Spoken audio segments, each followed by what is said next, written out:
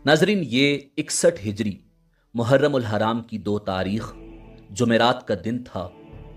इमाम हुसैन अलैहिस्सलाम एक वसी व अरीज मैदान में पहुंच गए। हुर के सिपाहियों ने रास्ता रोक लिया और कहा, बस यहीं पर ठहर जाइए, फुरात यहां से दूर नहीं है। इमाम ने पूछा, इस जगह का क्या नाम है? बताया गया, इस जगह का नाम करबला है। आपने फरमाया, अच्छा, करबला की यही मंजिल है, ये रंजो अलम का मकाम है। फिर फरमाया, या अल्लाह, हम करबला से तेरी पनाह मांगते हैं। उसके बाद अपने साथियों को हुक्म दिया कि ठहर जाओ, यही हमारे बिठाने की जगह है, इसी मकाम पर हमारा खून बहाया जाएगा। इसी जगह की खबर मुझे दी गई थी। इमाम हुसैन इब्ने अली अलैहिस्सलाम के मैदान करबला के बारे में ये अल्फाज सुनकर आपके साहिबजादे जनाबे अली अकबर रजी अल्लाह ताला अन्हु ने पूछा, अब्बा जान, आपने ये क्या बात फरमाई है? आपने फरमाया, बेटा, एक मर्तबा सफीन की तरफ जाते हुए तुम्हारे दादा जान हजरत अली करमल्लाहु वजहुल करीम इस मकाम पर ठहरे थे और मेरे बड़े भाई इमाम हसन मुज्तबा के जानू पर सरे अनवर रख कर जरा देर के लिए सोए। मैं सरहाने खड़ा था, अचानक बेदार हो गए, आंखों से आंसू जारी थे। भाई जान ने आप दीदा होने की वजह पूछी तो फरमाया, मैंने अभी अभी ख्वाब में हुसैन को इस जगह खून के दरिया में डूबते, हाथ पांव मारते और फरियाद करते हुए देखा है, मगर इसकी फरियाद कोई नहीं सुनता। फिर मुझसे फरमाया, बेटा, जब इस मकाम पर तेरे साथ ये वाक़या अजीम पेश आएगा तो उस वक्त तू क्या करेगा? मैंने कहा, मैं सब्र करूंगा। इरशाद फरमाया, बेटा, ऐसा ही करना, क्योंकि सब्र करने का अजर बेहिसाब है। इमाम हुसैन अलैहिस्सलाम का काफिला जब करबला में ठहर गया तो हुर ने फौरी तौर पर उसकी इत्तला इब्ने ज़ियाद तक पहुंचा दी और पूछा कि इस बारे में मजीद क्या हुक्म है।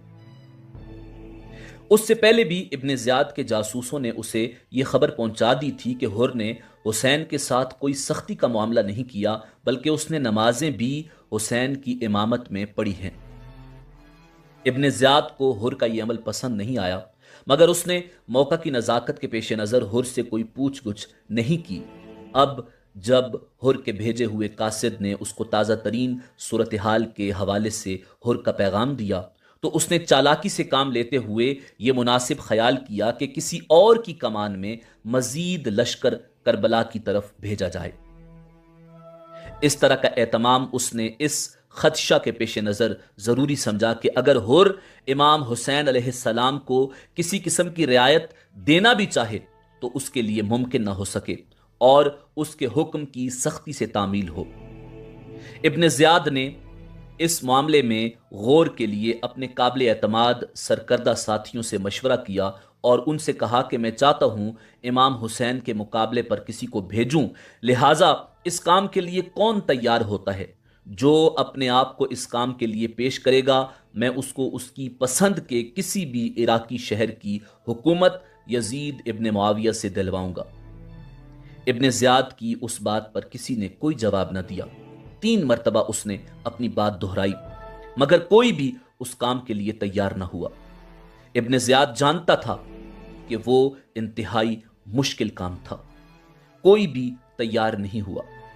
इसीलिए उसने हुकूमत देने का लालच दिया था कि उस लालच की वजह से बहुत से लोग तैयार हो जाएंगे। जब किसी ने हामी न भरी तो उसने उस काम को अमर बिन साद के सपुर्द करने के हवाले से सोचा। उन दिनों ईरान में कुर्दों ने बगावत कर रखी थी। उस बगावत के खात्मे के लिए इब्ने ज़ियाद ने हजरत साद बिन अबी वक़ास रजी अल्लाह ताला अन्हो के बदबख्त बेटे अमर बिन साद को 4000 लश्कर की कमान देकर ईरान की तरफ रवाना किया था। उसके साथ ही उसने इब्ने साद को रे की हुक्मरानी का फरमान भी दिया था। इब्ने साद अपने लश्कर के हमरा अभी मकाम हम्माम आयुन तक पहुंचा ही था कि उसे इब्ने ज़ियाद का हुक्मनामा मिला कि फौरी तौर पर उसी मकाम से वापस आ जाऊं। इब्ने साद वापस आया तो इब्ने ज़ियाद ने उसे हुक्म दिया कि पहले हुसैन इब्ने अली के मामले को निपटाना ज़रूरी है, लिहाजा पहले इस मुहिम को सर करो, उसके बाद ईरान की तरफ पेशकदमी करना। इब्ने ज़ियाद का यह हुक्म सुनकर ابن سعد سوچ میں پڑ گیا، کیونکہ وہ خوب اچھی طرح جانتا تھا کہ امام حسین نواسۂ رسول ہیں اور ان سے جنگ کرنا گویا اپنی آخرت کو برباد کرنے کا باعث ہے اور اپنے آپ کو جہنم میں ڈالنے کا باعث ہے۔ تھوڑی دیر سوچنے کے بعد اس نے ابن زیاد سے کہا کہ مجھے اس کام سے دور ہی رکھیں تو یہی میرے لیے بہتر ہوگا۔ ابن زیاد نے کہا اگر تم حسین ابن علی کے مقابلے کے لیے نہیں جاتے تو پھر تمہارے نام رے کی حکومت کا جو فرمان لکھا گیا ہے اسے واپس کر دو۔ ابن سعد نے اس معاملے پر غور کرنے کے لیے 1 دن کی مہلت مانگی۔ آخر اس نے سوچ بچار کے بعد دنیا کی حکومت کے لالچ میں آخرت پر دنیا کو ترجیح دے دی اور امام حسین کے مقابلے کے لیے حامی بھر لی، اور جس لشکر کے ساتھ وہ ایران کی مہم پر روانہ ہوا تھا اسی 4000 کے لشکر کو ساتھ لے کر 3 محرم سن 61 ہجری کو میدان کربلا پہنچ گیا۔ اس کے بعد مزید لشکر بھی اس کے پاس روانہ کیے گئے اور اس کی کمان میں 22,000 کا لشکر اکٹھا ہو گیا۔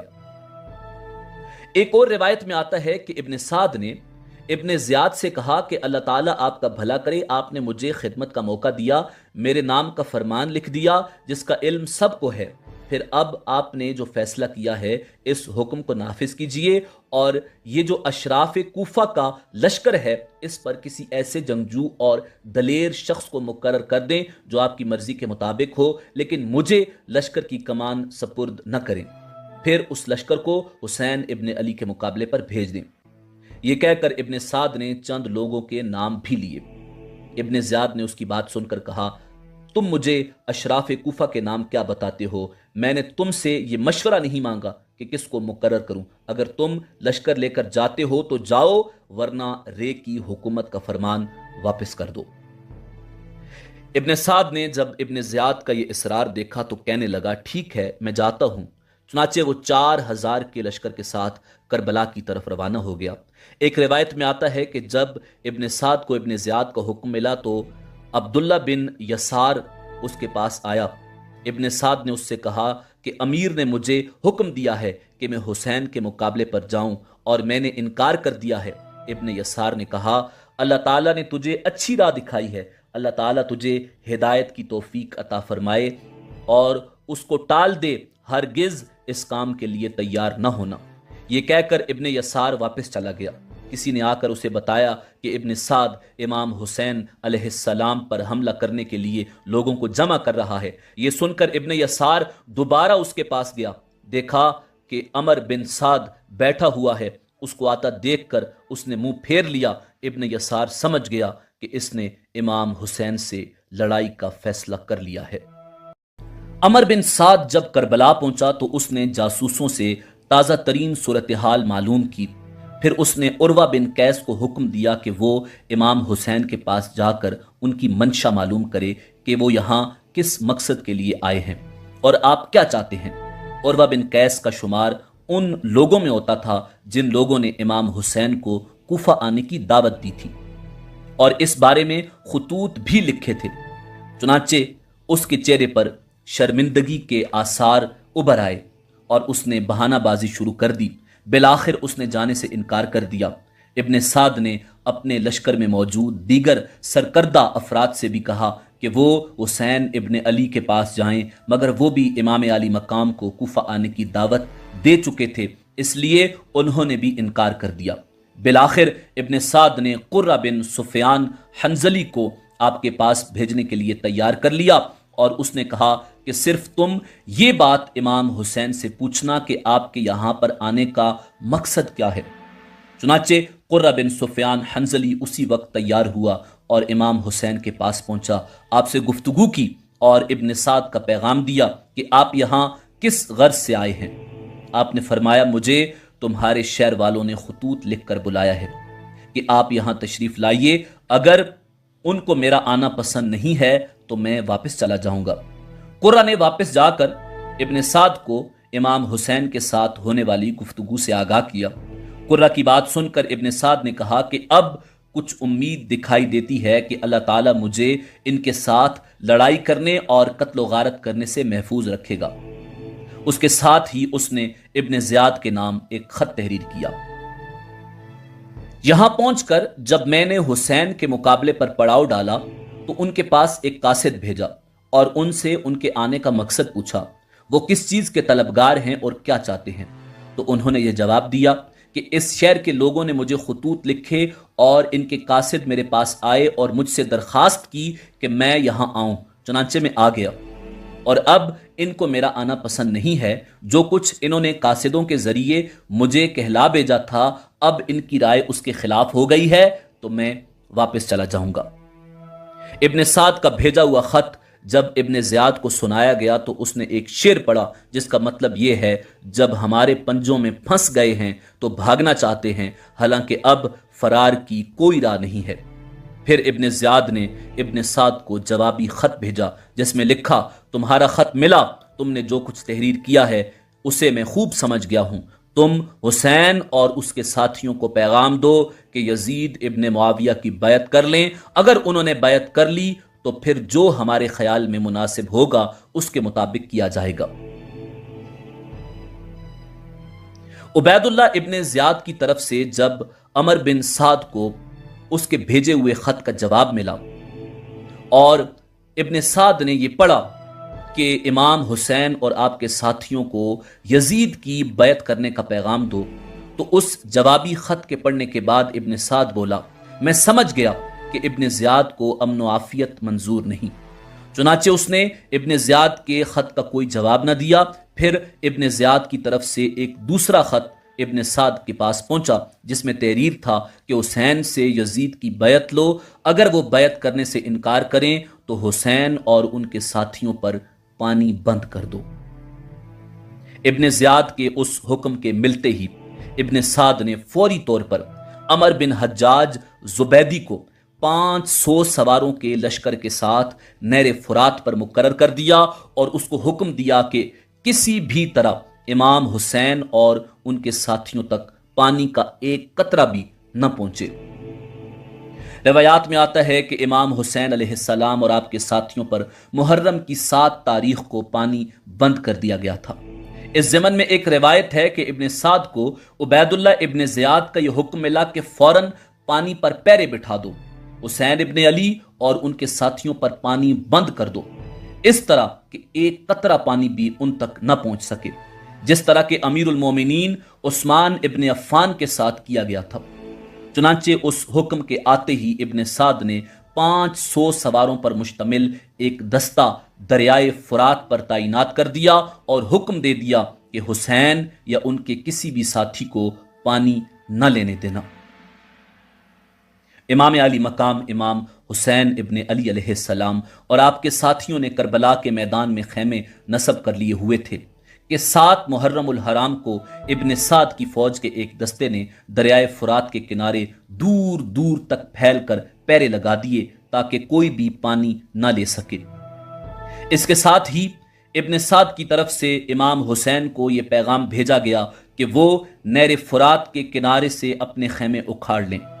اس موقع پر حضرت عباس علمدار نے فرمایا، ہم ایسا نہیں کریں گے، مگر حسین ابن علی علیہ السلام نے حضرت عباس رضی اللہ تعالی عنہ سے فرمایا، ان سے جھگڑنا فضول ہے، تم تو کرم کا دریا ہو اور یہ قطرہ ناچیز ہیں، کوئی بات نہیں، ہم اپنے خیمے نہر سے دور لگا لیتے ہیں۔ پھر آپ نے اس جگہ سے خیمے اٹھا کر نہر سے دور نصب کرنے کا حکم فرمایا۔ مروی ہے کہ جب عمر بن سعد کو عبید اللہ ابن زیاد کا حکم پہنچا تو اس کے ساتھ ہی ابن زیاد کی طرف سے عمر بن سعد کی کمک کے لیے شمر ذل جوشن، حسین بن نمیر اور شیس بن ربی کی کمان میں ایک بہت بڑا لشکر بھی پہنچ گیا، اور بن یزید الریاحی 1000 کے لشکر کے ساتھ پہلے ہی وہاں موجود تھا کہ حجر بن ربی کی کمان میں 22,000 کا لشکر بھی پہنچ گیا۔ پھر عمر بن سعد نے 4000 سواروں کو شیس بن ربی کی کمان میں بھیج کر نہر فرات پر مزید پیرے لگا کر سخت ترین ناکہ بندی کرا دی۔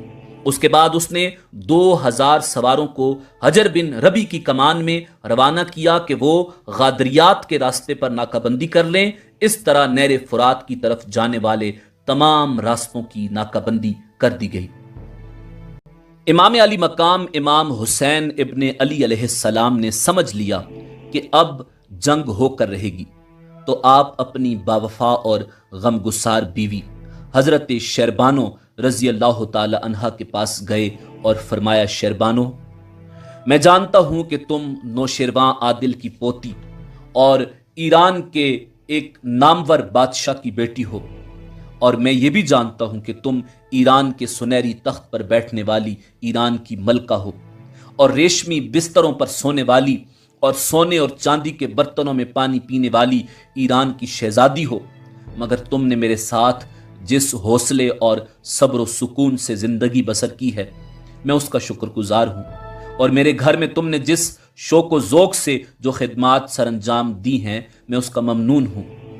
آج ظالموں نے تمہیں یہ دن دکھایا ہے کہ تم اور تمہارے بچے پانی کے ایک قطرے کو ترس رہے ہیں، اور میں جانتا ہوں کہ تم پر یہ مصیبت اور دکھ سب میری وجہ سے ہیں، اور اب چونکہ حالات بگڑتے جا رہے ہیں، پتہ نہیں کس وقت دشمنوں کی طرف سے جنگ کا اعلان ہو جائے، اس لیے اب بہتر یہی ہے کہ تم اپنے بچوں کو لے کر ایران چلی جاؤ یا جہاں تم چاہتی ہو چلی جاؤ، میں اس کا انتظام کر دیتا ہوں، مگر قربان جاؤں اس غمگسار بیوی کے قدموں کی خاک پر اور فدا ہو جاؤں امام پاک کی وفادار حرم پاک کی جوتیوں کی نوک پر کہ جس نے آخری وقت بھی اپنے شوہر کا ساتھ نہ چھوڑا اور اپنے بچوں کی قربانی دے کر اپنے شوہر کی آن بچا گئی اور دشت کربلا کے تپتے ہوئے ریگستان میں گرمی کی شدت میں بھوک اور پیاس برداشت کر کے باوفا بیوی ہونے کا حق ادا کر گئی۔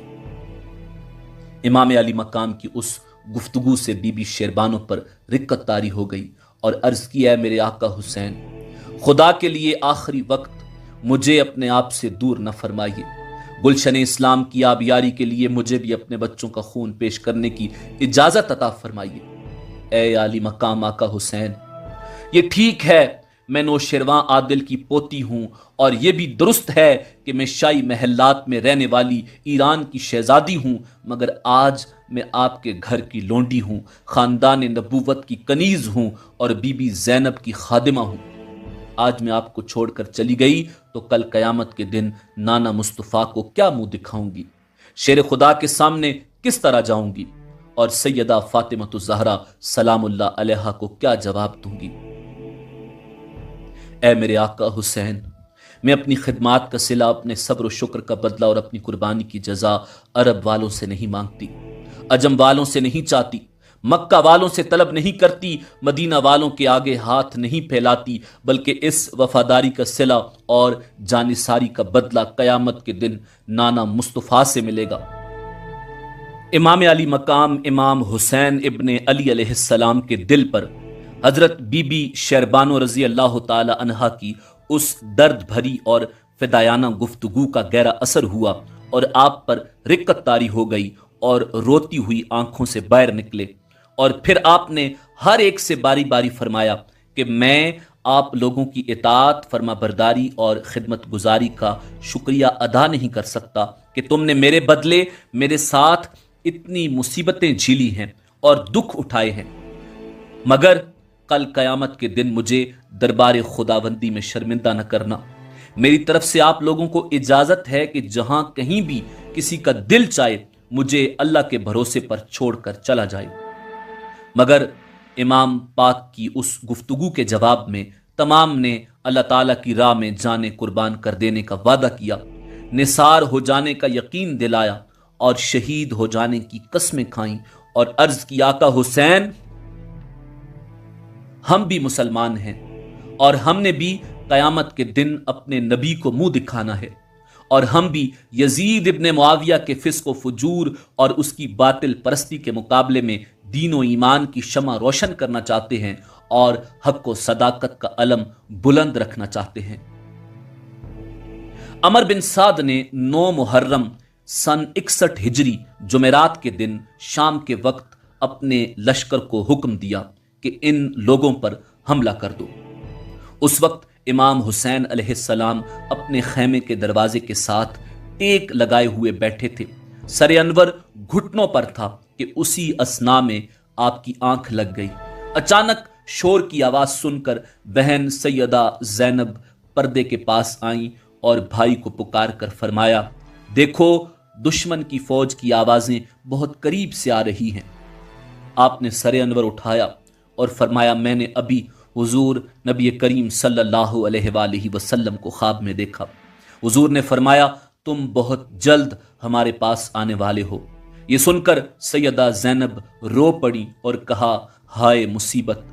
آپ نے فرمایا بہن زینب اللہ تعالیٰ تم پر رحم فرمائے، تمہارے لیے مصیبت نہیں، صبر کرو اور خاموش ہو جاؤ۔ اسی دوران حضرت عباس رضی اللہ تعالی عنہ نے آ کر کہا بھائی جان وہ لوگ آ گئے، دشمن کی فوج نے حملہ کر دیا۔ یہ سن کر امام حسین علیہ السلام اٹھ کر کھڑے ہوئے اور دشمن کی طرف جانے لگے۔ حضرت عباس نے کہا نہیں آپ نہیں، میں جاتا ہوں۔ فرمایا جاؤ اور ان سے پوچھ کر آؤ کہ اس وقت تمہارا اس طرف آنے کا کیا مقصد ہے۔ حضرت عباس رضی اللہ تعالی عنہ تقریباً 20 سواروں کو ساتھ لے کر، جن میں زہیر بن قیون اور حبیب بن مظاہر بھی شامل تھے، ان لوگوں کی طرف گئے اور ان سے پوچھا کیوں آئے ہو؟ انہوں نے کہا امیر کا حکم آیا ہے کہ امیر کے حکم کی تعمیل کرو ورنہ ہم تم سے جنگ کریں گے۔ حضرت عباس نے فرمایا ذرا ٹھہرو، میں امام حسین سے پوچھ کر آتا ہوں۔ آپ گھوڑا دوڑا کر امام کی طرف آئے۔ اس دوران باقی لوگ وہیں پر ٹھہر گئے۔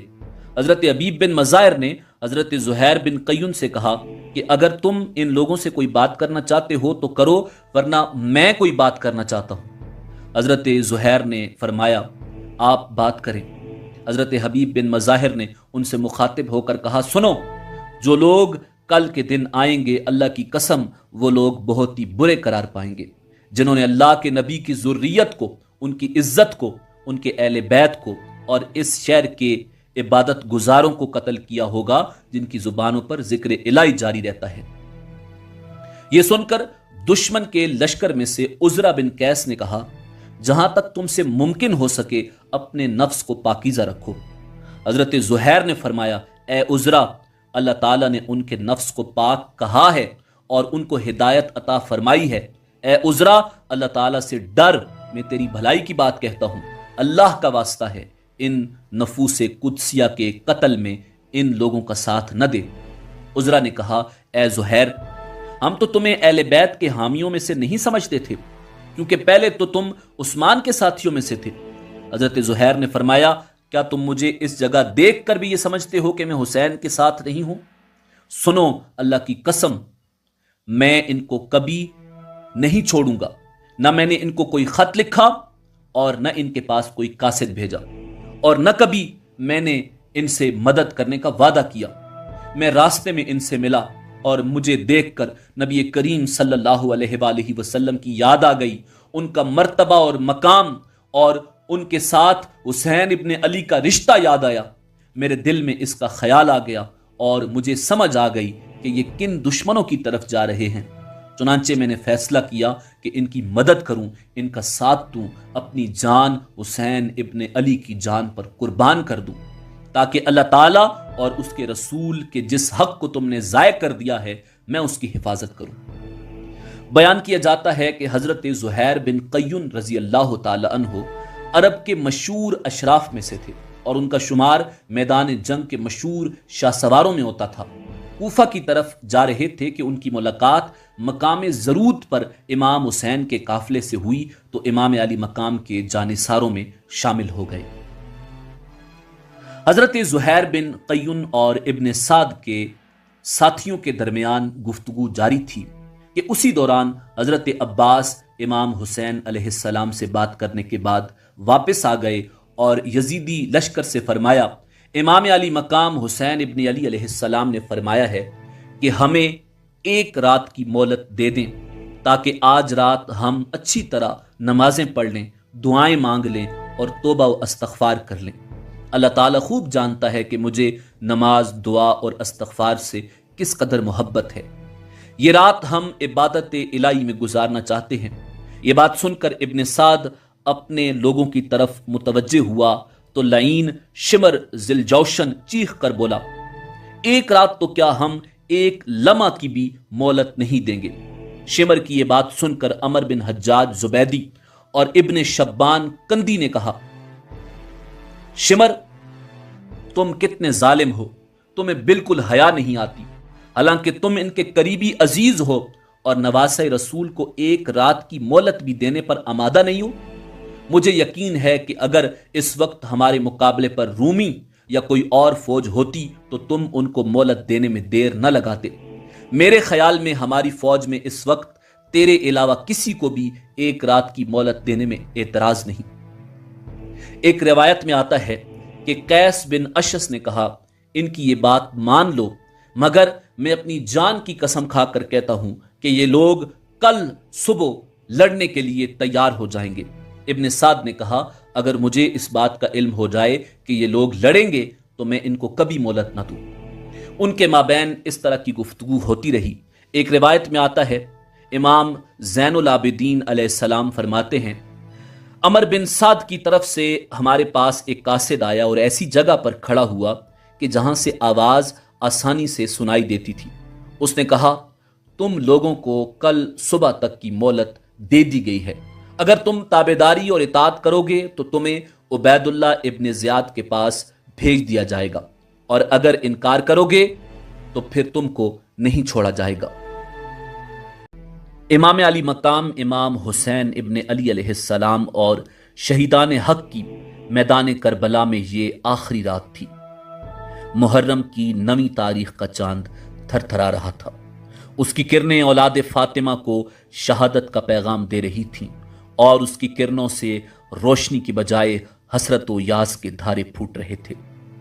میدان کربلا بارگاہ رب العزت میں یہ التجا کر رہی تھی کہ پروردگار، اطرت پیغمبر کا خون میرے دامن پر نہ گرے، اور ناموس رسالت کے اس مقدس خیمے سے جس میں اولاد بطول زندگی کی آخری رات بسر کر رہی تھی، تلاوت کلام پاک کی صدائیں بلند ہو رہی تھیں اور ذکر الہی کی آوازیں آ رہی تھیں، اور جس خیمے میں امن و سلامتی کا فرشتہ آرام فرما رہا تھا، اس خیمے کا ایک ایک ٹکڑا اپنے اندر آخری رات بسر کرنے والوں کی جانوں کی خیر مانگ رہا تھا۔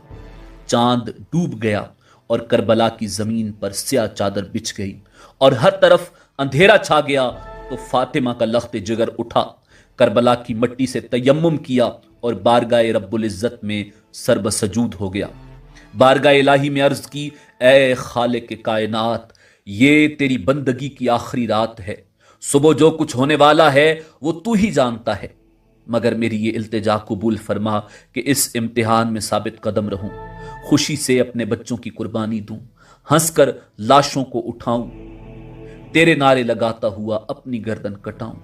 اے رب العالمین، مجھے صبر و سکون کی توفیق عطا فرما کہ اس حق و باطل کے خونی مارکے میں حوصلہ نہ ہاروں، اور کہیں ایسا نہ ہو کہ بال بچوں کی محبت تیری راہ میں حائل ہو جائے۔ اے احکم الحاکمین، جو کچھ میرے پاس تھا لے کر آ گیا ہوں، اب تو اس قربانی کو قبول کر لینا۔ نواسہ رسول نے دعا کے بعد مدینہ منورہ کی جانب نگاہ اٹھائی، گنبد خضرا کا تصور کیا اور تربت زہرا کا نقش آنکھوں میں سمویا تو رات آدھی ہو چکی تھی اور ہر طرف خاموشی ہی خاموشی تھی۔ امام مظلوم نے سجدے سے سر اٹھایا، مصلی سے اٹھے اور شہزادہ علی اکبر سے فرمایا، بیٹا جاؤ اور میدان کربلا کا نقشہ دیکھاؤ۔ شہزادہ علی اکبر اٹھے اور رات کی خاموشی میں میدان کربلا میں چاروں طرف نگاہ دوڑائی۔ میدان کے درمیان میں دیکھا کہ ایک بھرکا پوش خاتون اپنے دامن سے کربلا کی زمین کو صاف کر رہی ہے۔ جناب علی اکبر اس خاتون کے پاس آئے اور پوچھا، اے بی بی تو کون ہے اور زمین کربلا کو کیوں صاف کر رہی ہے؟ خاتون خاموش رہی۔ جناب علی اکبر واپس آئے تو امام علی مقام نے پوچھا، علی اکبر، میدان کربلا میں کوئی چیز نظر آئی؟ عرض کی، ہاں ابا جان، میدان کے وسط میں ایک بھرکا پوش خاتون ہے جو اپنی چادر سے زمین کو جھاڑ رہی ہے، مگر وہ بولی نہیں۔ امام مظلوم کی آنکھوں میں آنسو آ گئے۔ بیٹے نے پوچھا، ابا جان آپ رونے کیوں لگے؟ تو امام پاک نے فرمایا، بیٹا یہ میری ماں فاطمہ ہے جو اپنی چادر سے زمین کربلا کو اس لیے صاف کر رہی ہے تاکہ میرے بیٹے حسین کے جسم پر کوئی کنکر نہ چبھ جائے۔ شب عاشورہ اہل بیت اطہار اور جانثاران اہل بیت نے اللہ تعالیٰ کی عبادت و ریاضت میں گزاری۔ امام علی مقام بھی خواتین کے خیموں کے اپنے تئیں انتظامات کرنے کے بعد اللہ تعالیٰ کے ذکر میں مشغول ہو گئے، ساری رات عبادت و ریاضت میں گزاری۔ جب صبح ہوئی تو آپ نے اپنے بیٹے سیدنا علی اکبر کی طرف دیکھا اور فرمایا، بیٹا نماز فجر کے لیے آذان دو۔ علی اکبر نے آذان دی۔ نماز کی ادائیگی کے بعد حسب دستور پانی کی ضرورت محسوس ہوئی۔ تشنگی بجھانے کے لیے تو ایک قطرہ نہ ملے تو وضو کے لیے پانی کہاں تھا۔ نماز فجر تیمم کر کے ادا کی۔ نماز فجر ادا کرنے کے بعد امام علی مقام نے اللہ تعالیٰ کی بارگاہ میں نہایت خشوع و خضوع کے ساتھ باواز بلند یہ دعا مانگی، اے پروردگار، مجھے ہر مصیبت میں تجھ پر بھروسہ ہے اور ہر تکلیف میں تو میرا سہارا ہے۔ مجھ پر جو مصائب و نوائب تھے ان میں تو ہی میرا پشت پناہ تھا۔ غم و اندو کے انبوں میں دل کمزور پڑ جاتا ہے، کامیابی کی تدابیر ناکام پڑ جاتی ہیں اور رہائی کی صورت معدوم ہو جاتی ہے۔ دوست ساتھ چھوڑ دیتے ہیں اور دشمن دلیر ہو جاتے ہیں۔ میں نے ایسے فارغ وقت میں سب کو چھوڑ کر تیری طرف رجوع کیا، تجھی سے اس کی شکایت کی اور مدد مانگی۔ تو نے مصائب کے بادل چھانٹ دیے۔ تو ہی ہر نعمت کا والی، ہر بھلائی کا مالک اور ہر آرزو کا منتہا ہے۔ امام نے اس سے قبل خواتین کے خیموں کی حفاظت کی غرض سے خیموں کی 3 اطراف خندق کھدوا دی تھی۔ پھر آپ نے اپنے ساتھیوں کو حکم دیا کہ اس خندق میں لکڑیاں بھر کر ان میں آگ جلا دو تاکہ بھڑکتی آگ کو دیکھ کر دشمن خیموں تک نہ پہنچ سکے۔ ادھر یزیدی لشکر دور سے یہ سب کچھ دیکھ رہا تھا۔ دشمن کے ایک شخص نے اس آگ کو دیکھ کر بلند آواز سے کہا، اے حسین، تم نے دوزخ کی آگ سے پہلے ہی اپنے آپ کو آگ میں ڈال لیا ہے، معاذ اللہ۔ امام نے فرمایا، اے اللہ کے دشمن، تم نے جھوٹ بولا۔ پھر آپ نے اللہ تعالیٰ سے دعا مانگی، اے اللہ اسے آگ کی طرف کھینچ لے۔ آپ نے ابھی یہ دعا کی ہی تھی کہ اسی وقت اس گستاخ کے گھوڑے کا پاؤں زمین کے ساتھ ٹھوکر کھا گیا، جس سے گھوڑا لڑکھڑا کر گر پڑا اور گھوڑے کی لگام اس شخص کے ہاتھوں سے چھوٹ گئی اور اس کا پاؤں لگام میں الجھ گیا۔ گھوڑے نے اسی حالت میں اسے گھسیٹتے ہوئے بھاگنا شروع کر دیا اور سیدھا آگ کی خندق کی طرف آیا، اسے آگ میں گرا کر خود واپس چلا گیا۔ امام علی مقام یہ سب دیکھ رہے تھے۔ آپ نے اللہ تعالیٰ کا شکر ادا کیا اور دعا قبول ہوئی۔ پھر آپ نے باواز بلند یہ دعا مانگی، یا اللہ، ہم تیرے رسول کی آل ہیں، ظالموں سے ہمارا انصاف لینا۔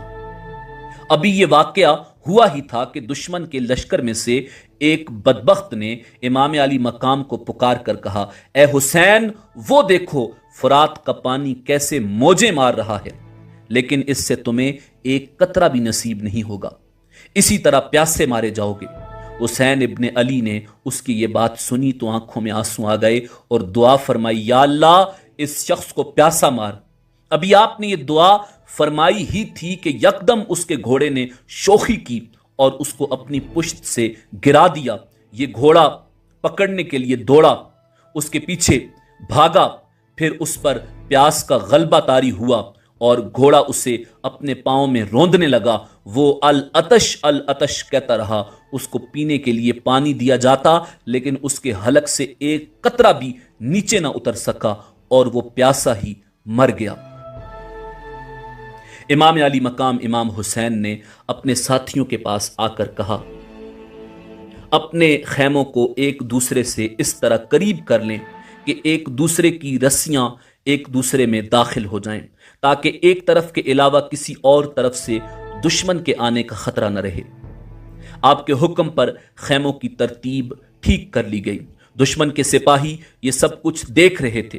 اس موقع پر امام علی مقام امام حسین ابن علی علیہ السلام نے سورہ آل عمران کی آیات تلاوت فرمائیں، اور ہرگز گمان نہ کریں وہ لوگ جنہوں نے کفر اختیار کیا ہے کہ یہ جو مہلت ہم دے رہے ہیں ان کو، یہ بہتر ہے ان کے لیے۔ یہ ہمارا ان کو مہلت دینا محض اس لیے ہے کہ وہ گناہوں میں خوب اضافہ کر لیں، اور ان کے لیے ذلیل و خوار کر دینے والا عذاب ہے۔ اللہ ایسا نہیں کہ مومنوں کو اس حالت میں چھوڑ دے کہ جس میں تم ہو، حتیٰ کہ وہ ناپاک کو الگ کر دے پاک سے۔ عبید اللہ ابن زیاد اور عمر بن سعد کی طرف سے صورتحال ایسی پیدا کر دی گئی تھی کہ جنگ ناگزیر ہو گئی تھی۔ جنگ کا ماحول ابن سعد نے بنا دیا تھا۔ چنانچہ حالات کو دیکھتے ہوئے 10 محرم الحرام سن 61 ہجری بروز جمعہ یا ہفتہ کے دن امام علی مقام امام حسین ابن علی علیہ السلام نے اپنے ساتھیوں کے ساتھ نماز فجر ادا فرمائی۔ دوسری طرف ابن سعد نے بھی اپنے لشکر کے ساتھ نماز پڑھی اور سوار ہوا۔